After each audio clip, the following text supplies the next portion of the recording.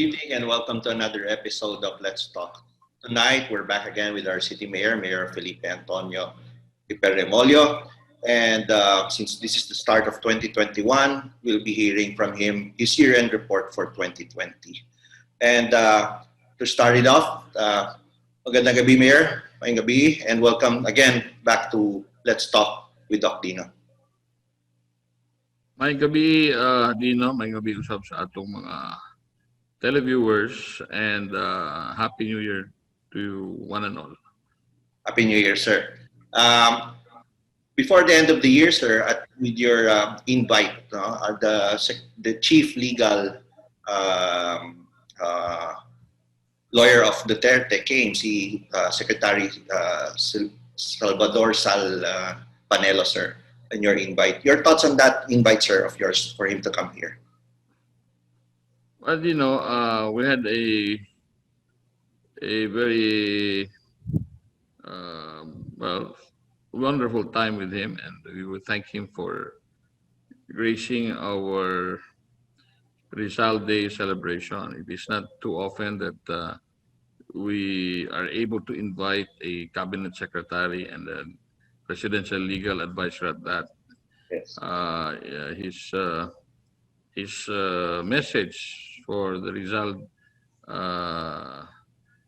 execution sa Bagong Bayan on December 30, 1896 was very incisive and very relevant. The message niya, the relevance of Rizal's martyrdom in today's pandemic, in today's situation in our country. Sir, since this is the start of 2021, let's go back and look at what happened and the things that you have accomplished and done and the initiatives you did for the year 2020 for our viewers to understand where we are at present, looking back on what we did and what we did in the past, sir. Now, our current COVID statistics indicate that we had 265 total cases, 69 active, 183 recoveries, and 13 deaths from January 30, 2020 to January 31, 2021. Do you think these numbers would have been worse if not of the several initiatives and implements made by your local IATF to contain and mitigate the spread of the COVID-19, Dumaguete being the capital city of Negros Oriental, sir? Well, first of all, we thank the people of Dumaguete, especially the IATF, for the vigorous efforts. This is a concerted effort to contain and prevent the further spread of the virus, COVID-19, considering that Dumaguete is the catch basin. Now, what I mean by catch basin is that being the capital city with the most number of population, with the hospitals, tertiary hospitals based in our city, and with the seat of government of the province also based in our city, and we cannot close our city to people from the other LGUs. So we just have to take that as a given, and we work with that, and the health department, health office, tourism, our disaster risk management, our police, and volunteers, our frontliners, they gave their best to keep us alive. The mere fact that more than 365 days have lapsed since first COVID case was discovered in our city in January of 2020, and that we are our statistics, the record of recoveries, deaths, and cases would really speak for themselves, that as the city that as a capital city and the gateway to many other LGUs in the province and also outside outside the province. Like we are also gateway to Siquijor.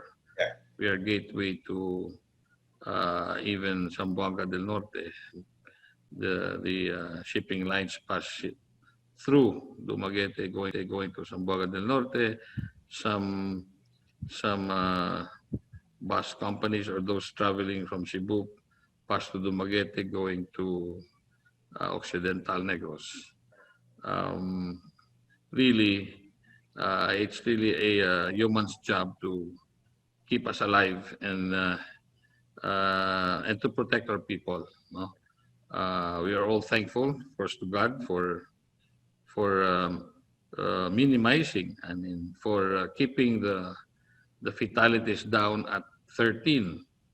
Okay, do you know that Dumaguete by night is 150,000 already, more or less. But by day, we reach 450,000 because we are the trading center of the province. We are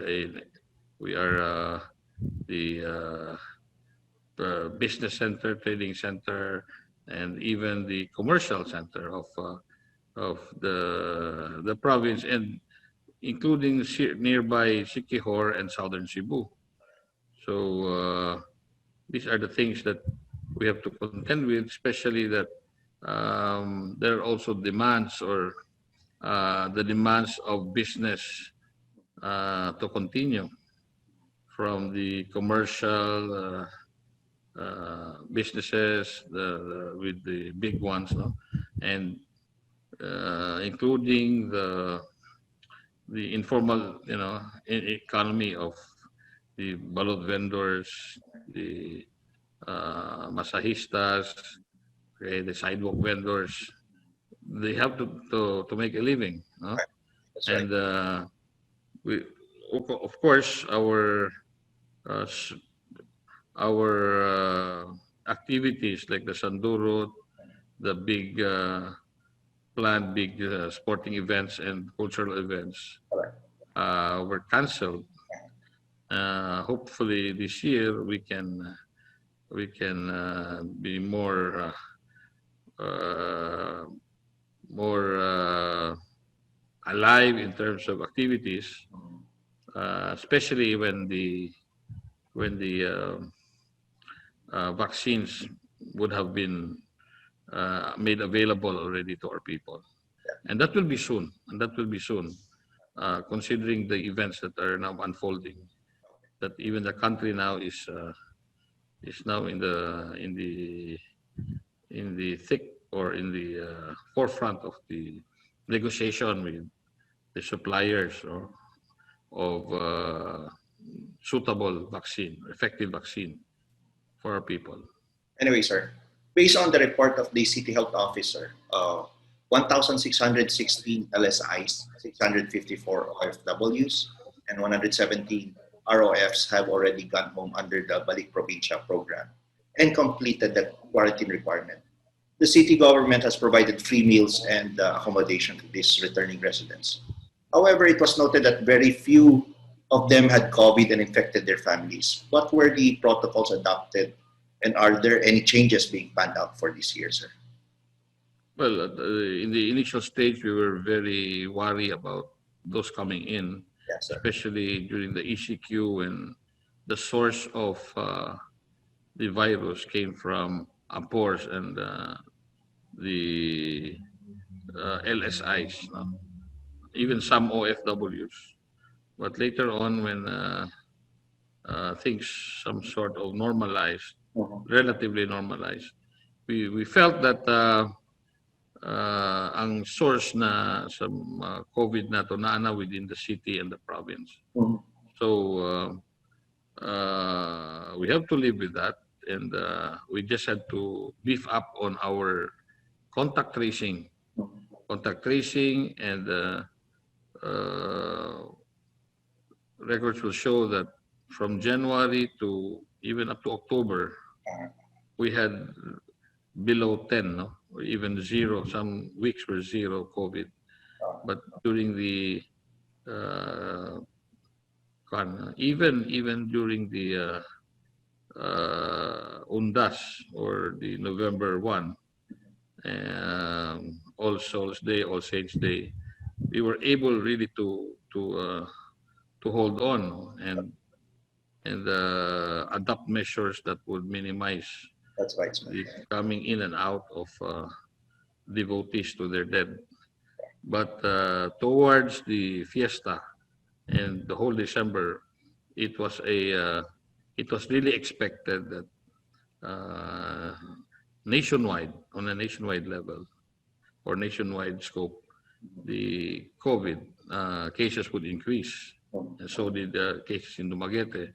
And based on our contact tracing, the source is within the members of the same family, dining in with close friends, because we were very vulnerable in that aspect, because the government has no control over what happens inside their homes. Correct. No? And that's why we are addressing our appeal to each and every member of this community, or Dumaguete community, Negros community, to observe, self-restraint and observe the basic protocol of face mask, social distancing, and washing of hands regularly, even inside their homes, or especially inside their home, because it is in their homes that we tend to be very complacent, no? But nakita na to nga, for as long as someone from our members of the family have a chance or is in the habit of going out of their homes, more often than not, they are the carriers of the COVID virus. But the positive note is that most of those infected have recovered, and that's why daghang recoveries. It's just a matter of time when within the 14-day period, when those infected would graduate to recoveries. Muna atong situation karon. And wala exception, whether you're a government official, you are a doctor, you're a lawyer, you are a military man, Or even a member of the clergy. Even the chief advisor went through the same process. No. What I mean is that dili ka exempted from being, dili ka immune from the virus. That's right. So, rich or poor, and of course, in a way, we are lucky. Our community is lucky that most of these infected are the ones who can afford a number. They're prominent, some prominent families. That's right, sir. They can afford. So dili kahit na magka-problema dito sa, imagine kung ato na sa mga indigent, so magka-problema ang community, even the city government. No? Correct. So I don't know if there's a logical or there's a medical explanation to this. No, as a layperson, I can only surmise or make my guess that these less affluent or even the poor members of society, they don't have air conditioning units. They stay outside. They breathe fresh air. They go outside, and they're less infected. Which is ironical because they're supposed to live in congested areas. Correct. Ang contamination unta mas more.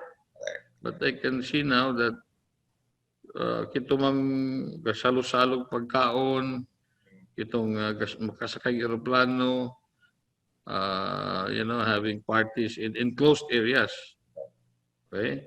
Yeah. Wala pa tayo contact tracing that directly attributes the the contamination with those jogging or walking sa boulevard. Right. Kaya face mask mo sila more careful. Open air contamination is at its minimal or it's even nil. No? Wala tayo record, ana. Sir, because of the COVID-19 pandemic, the tourism industry and the business sectors incurred losses. No? But despite this, the city government was able to find funds to provide assistance to its constituents amidst the crisis. Rice subsidy in 4 waves, cash aid to affected sectors, hazard pay to frontliners, and meals and accommodations to returning residents. How was this managed by your administration, sir? Well, with a lot of savings to begin with, because some of the city's activities did not push through, were canceled. Although we continued with our infrastructure because they were already funded, our money was intact. We spent this money of the funds sa mga high impact or on the basis of urgent need and what's on the hierarchy of what is more important at that particular time.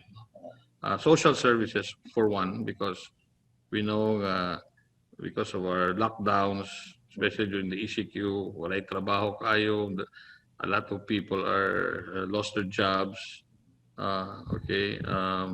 Although there's national support or subsidies, the city also came to the rescue of and of our even to the poorest member of our society, and even the rich and those in subdivisions. Everybody was the beneficiary of the rice subsidy. So first time na nahitabo sa atong syudad nga ang those in posh subdivisions, Gwapog Balay, or maka-afford, were able to partake of the fruits of their taxes. Okay? So muna atong i-campaign po nga for people to continue paying their taxes despite the pandemic, para lang yun nga na magasto po ng gobyerno. It will redound to your own benefit, just the same. Ang atong what we are looking for, what we are anticipating is that because of the losses of businesses now in 2020, the collection for 2021 will be affected. So not sa 2020. Collection na to sa 2020. Thank you. Even during the pandemic, those taxpayers who paid in 2020 despite the pandemic, we are acknowledging them and we're thanking them because without them, wala tayo mga unexpected revenues and even savings that would we will be using, by the way, to now to prepare for our vaccines, okay? Because of the soon to be rolled out vaccines from the national government, the local governments are now asked to indicate how much would it be willing to spend or order for their constituencies. So kita karon, I immediately 2 weeks ago, I asked our budget and our city treasurer how much savings or and other sources that we can identify to spend for the initial rollout. No? We had a sizable amount of about 30 million. It can be more, but I know not everyone wants to be vaccinated, there's no need, no? If you prepare for, if you are religiously observing the 3 protocols, you don't need to be vaccinated. That's right. But those frontliners, you cannot help but deal with people like the police, the medical corps, the government workers, mga frontliners. They deal with people every day. We deal with people every day.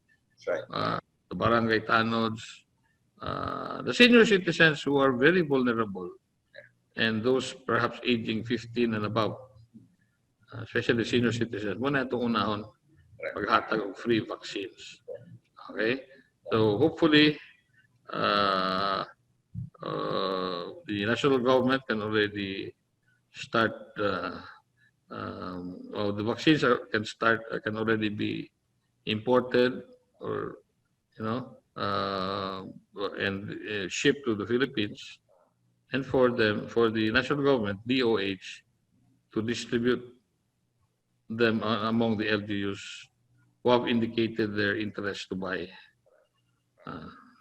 Now, more importantly, sir, during last year, 2020, despite the pandemic, the city government continued its implementation of its major infrastructure projects. Now, let's talk about this, and you may share with our viewers the status of the following projects. Let's start off with the Batinguel-Bagacay Bridge near the BIR. What's going on right now there, sir? As of yesterday, ang approaches sa bridges can already accommodate motorcycles, tricycles, and even four-wheel vehicles, no? Para lang ma-settle ang approaches. The bridge itself, the concrete bridge itself, can already be functional, no, and accommodate or withstand even heavy trucks. But ang approaches lang, because of the usual problems with road right of way and the houses, that took some time. But this time, I'm happy to announce nga kaso nanay mga diha sa BIR bridge, no? Not BIR. Dapit sa BIR nga bridge. It's Batinguel-Bagacay. And it's a wonderful to see through drone na nanay mag-agi diha, no? Maybe after 3 weeks, kung ma-settle down na ng filling materials diha, we can start concreting it. Okay. No? And then in early February, pwede na itong ma-inaugurahan officially. Wow. And the other bridge, kaning sa foundation sa likod, next week, sa Colon, yes. Next week, that's second week of January, no? Ma-fill up na po ng, passable na po ng approaches so that musunod na yun ang paggamit, no? Hopefully by the third week of January, sugod na po o makaagi na po ng mga sakyanan. Okay? So that, and after 2 weeks, by February, sugda na po na og concrete. February, March, mainagurahan na po na siya formally. Eh, mo na siya. And all because of, maybe we can thank COVID for that. Because of wala kayo na notice sa mga tao nga while we are and the people were more tolerant about traffic in that area kay COVID period man. So karon dramatically ma-reduce atong traffic, especially that kana pong atong diversion road gahinay-hinay na po abre kaning 20-meter wide road, and that is also that with the two bridges will be together will dramatically reduce the traffic in our population. Yes, sir. Okay. Yung updates are sa PAL na buildings 1 and 2 for vocational school and dormitories. Maybe you can share what's going on right now. Yes, the first building kay donated property man ang Yuta. Ang kwarta nga gigamit niya na is the share of the city sa 20% development fund sa province. It was bidded out, and judging from the drone footages, mga 75% complete na. O gihulat na lang ng remaining works, maybe in 2 months, mapintala na siya, no? And the other twin building, these are 2 buildings. The other building, same design, same size. Muna siya twin building ni siya, will be i-bid out naman nato ni. Hopefully makasugod na by February ang at the latest. Okay. Ang would be winning bidder. Muna siya. And this would na naman ipinsa, ato naman ipa-setback na siya, then this can already be used by our DepEd, principally as a vocational school. And at the same time, we can use these buildings also in case of emergencies for, I hope not, di na ito magamit na nato kung naanatay vaccine, kung naanapoy mga calamities, temporarily, magamit nato ni siya. Correct. Okay? O kung naatay mga big events, naay mga bisita, like naay mga i-anticipate na to by end of this year, kung mahinayon itong atong ASEAN Schools Games, another 10 days of we need more buildings. Kaya umay gini sila that we can be proud of to be used as maybe a dormitory or a command center. Yeah. Okay? So Yes. basically, kining duha ka buildings atong gigamit, this is in consonance or in realization of our commitment, city's commitment to build a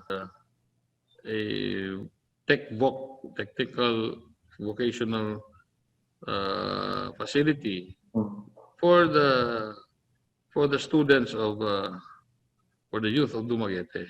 Right. Okay? So this is a dream, as a dream or of a former head of the Dumaguete public school system. Yes. Itong si Agaton Pal. Right. And we thank the family for their generosity. Yes, sir. Now, another update, sir, on the city evacuation center in Barangay Talay. What's going on there, sir? Yes, that's a 36 million nationally funded that we able to ask from Department of Budget. Timely po ni kung naay mga disaster, it has a different design, no? There's a template, there's a design, a common design for evacuation center that centers all over the country, and this is one of those. Nanay haligi, nakita na ko kung footage. There's some sort of a gymnasium plus canteen o mga offices and parking area. Nana siya dapit sa nagyud siya sa sulod sa atong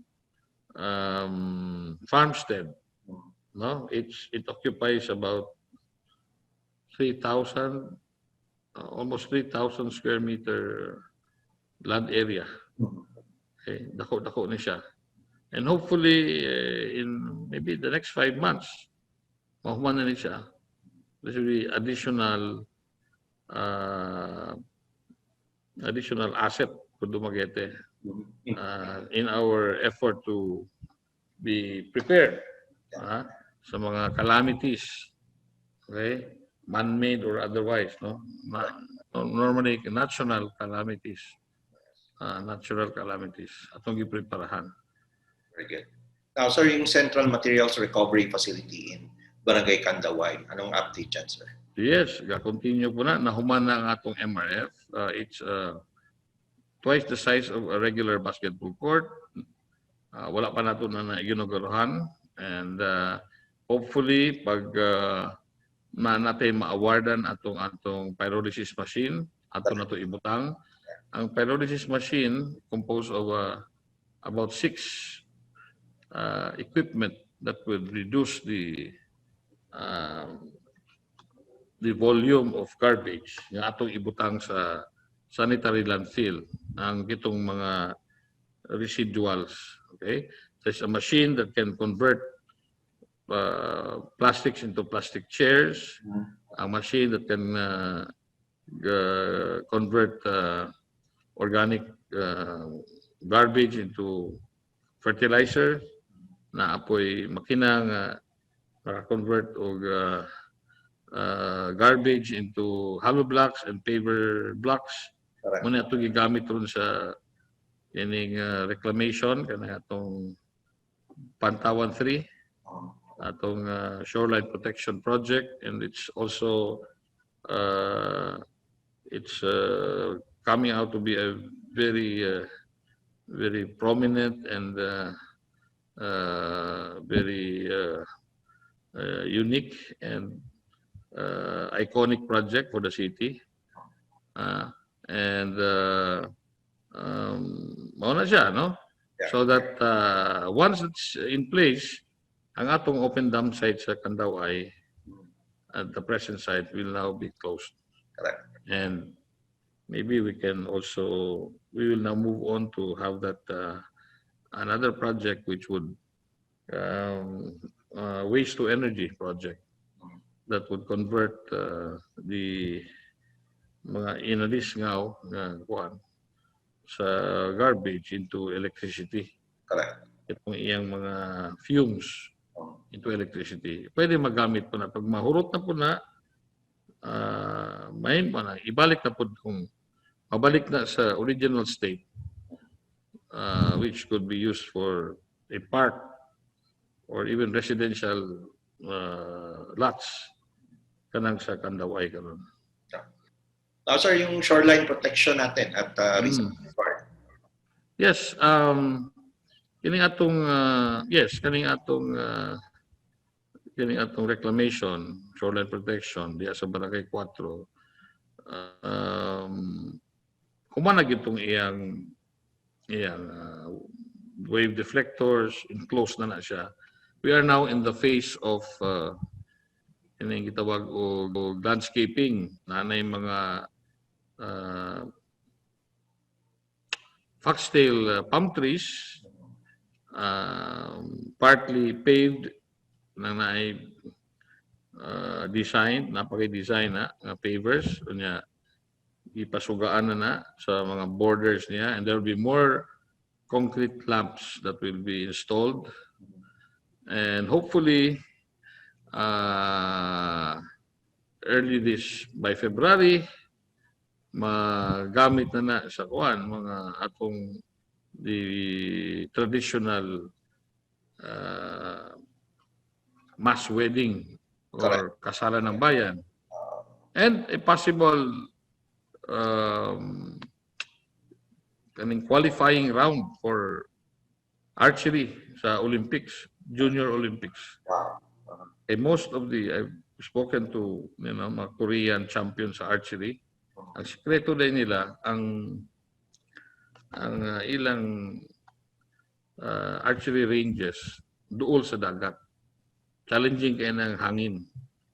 Okay. So ako na nag-consulta, ako na nag-iingnan ng atong sports office to coordinate with our archers here, our organized mga coaches and organized archers here. Mga Asian or even Olympics caliber to get ready with the competition or with the qualifying rounds.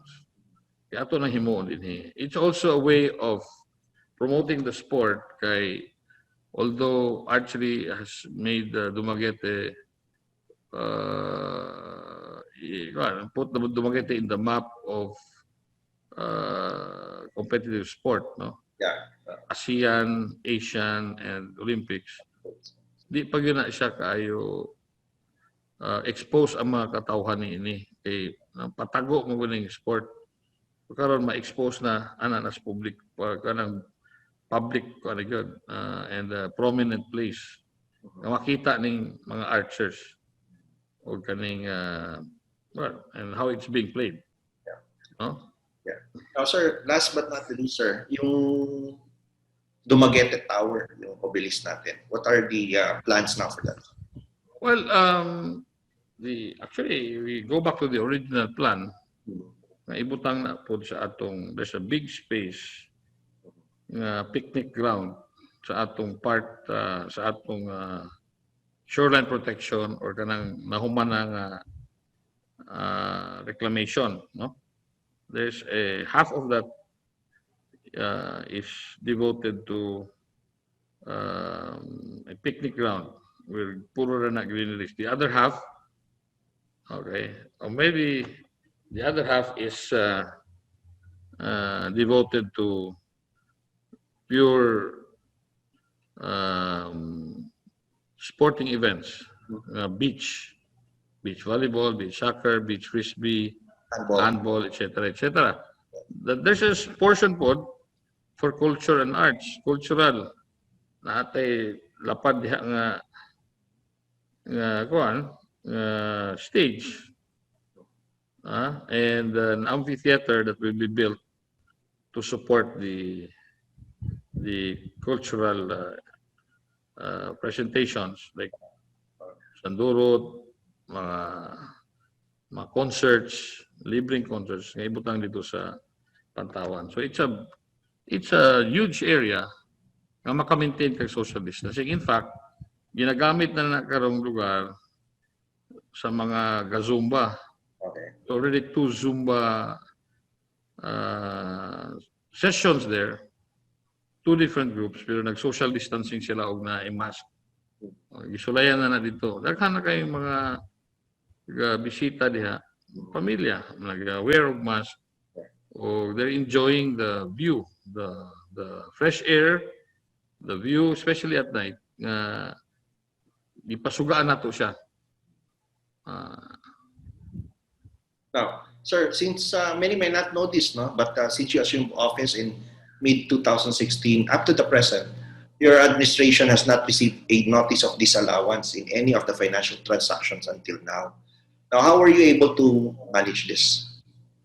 Well, you know, we always do things conservatively in terms of spending money, and if there are borderline cases or that needs legal interpretation or financial analysis or financial work know-how, we consult our resident COA. Correct. Always for guidance. Correct. And our city administrator is a good lawyer at the same time an accountant. Okay, we have a good city legal officer. Yes. And we have practically an honest bunch of the finance committee, and we make sure that we help each other to prevent any misuse or abuse of the use of funds. Correct.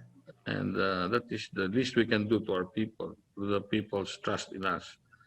Okay, muna nga, antod karon, bisag in the midst of pandemic, unsa pa rin mga crisis, Dumaguete will never run out of funds because of our being conservative in a way in the spending of funds, meaning we are conservative in a way, no? Uh, we make sure that these funds are used for high impact activities, social services ba or infrastructure. Ito mga important. We do not waste funds. As much as possible, if we can save, we can save. No, we don't.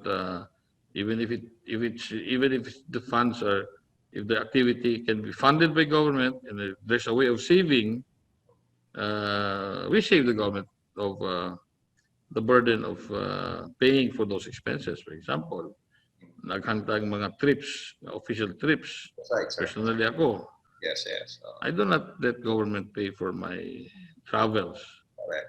as much as possible. That's 90%, 95% of it. The use of vehicles. Sometimes, more often the times, I have my private vehicles to be used for government purposes. Instead of renting sa mga events, places like hotels, conference rooms, auditoriums, I allow mga official activities to be done in my humble residence. Okay, and to accommodate them para walay makasave ang gobyerno as much as possible. Okay. Mayor, maraming salamat for again gracing my talk show this evening, and really quite an unprecedented year for 2020. Many infrastructures have been, it's about to be finished, and more exciting things to come 2021. And I wish you well, and I wish your administration really be able to implement all of these things that you're thinking of. And thank you again for being my guest tonight, sir. Salamat, Dino. I'll do my best, and I hope the people realize that as government officials, we cannot do it. We cannot do the things that we're doing alone. We need your indispensable cooperation. We need your trust, protective trust. Although I'm used to these criticisms and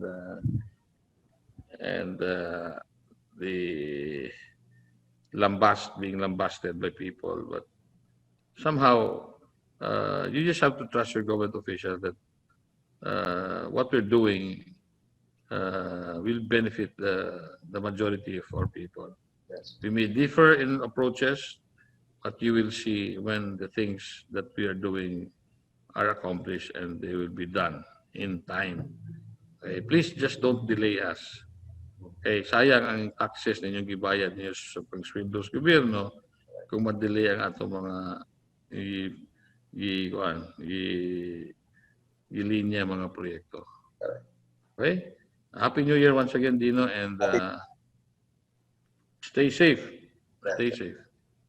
Well said, sir. Please do like and subscribe to our YouTube channel, and please don't forget to follow us at our Twitter, Facebook, and Instagram accounts, which are flashed in the screen. So that's our show for tonight. I'm Dok Dinno. Be well. 2020, the year that was. It brought out the best as well as the worst in us. The brave-hearted were the frontliners, the medical and health workers, all the other workers in government that sustained and continued the delivery of basic services and kept the bureaucracy going. The civilian volunteers who gave their time, their money to prevent the spread of COVID-19 virus, all of whom risked contamination and even probable death.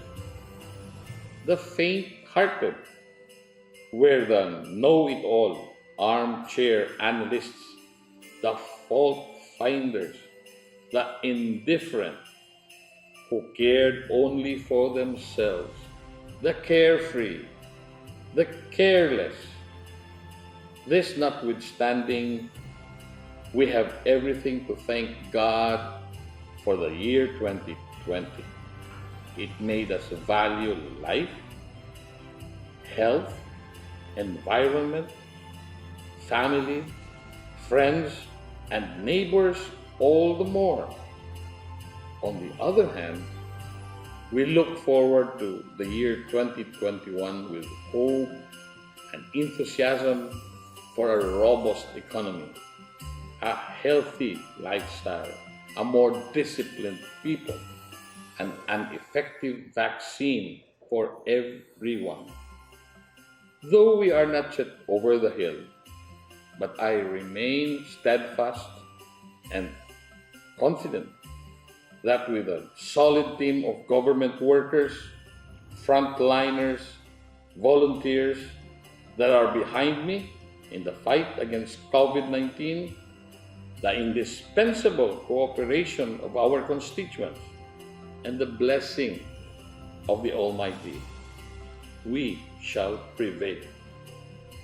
For us in government service, 2021 will be another year of hard work, planning, execution of the projects and programs that would catapult our beloved Dumaguete to unprecedented success for the betterment of the lives of our people. Lupad, Dumaguete.